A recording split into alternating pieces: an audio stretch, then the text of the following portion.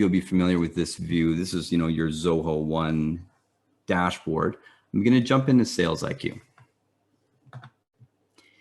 So if you haven't already done so, you should definitely get SalesIQ hooked up with your website. If you're unsure of how to do that, just reach out to us. It's a really quick thing to set up. We can give you the step-by-steps. It's super easy and there's a lot of value in it. So what we're doing here, SalesIQ, this kind of radar area, is tracking people as they come to your website. So what we'll do here, this is hooked up to a demo website, a demo version of our website. So what I'll do is I'll go to that website now.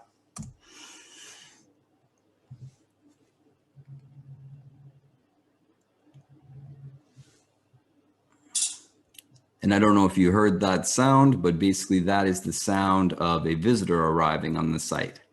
So now you'll notice that because I'm in an incognito mode here, so this is why SalesIQ is so underrated. It's because while Google Analytics, which I'm sure many of you have hooked up, also does this type of tracking, it does tracking in aggregate as opposed to individual tracking. That's part of Google's sort of mandate to keep data relatively anonymous. But of course, Zoho has no such mandate because it is meant for sales and marketing, explicitly sales and marketing purposes.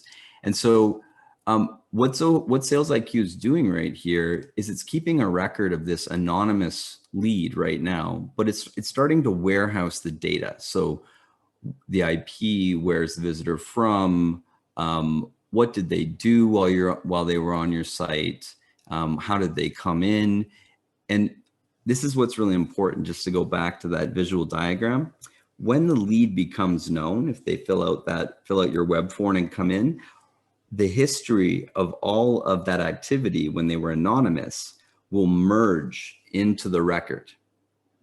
And so why is that important? It's important because the minute the lead comes in is not the first time they would have visited the website typically. And even if it was, what we want to know beyond just that they filled out a contact form for a follow-up is we want to know what they were looking at. And we want to see that on the lead record, right? So if we jump back here then to our this lead that came in from the website at some point, if you follow me down here, you'll see a related record here is visits by SalesIQ. Now, if you come here, what you'll see, and this is what your sales reps can see or your team can see, is, oh, okay, this person visited these pages and they spent this much time. So this is what we're starting to do here is we're starting to build actionable data. So for example, if it matters to you that someone looked at a pricing page, because oftentimes a view of a pricing page or a view of a particular, let's say, piece of content will signal to a company the intent of the visitor. So if we see a pattern of typically people who end up being closed deals, visit these pages at some point in their journey, we're able to start saying, okay, great. We kind of know there's a pattern here. And that now will bring us back to the idea of scoring.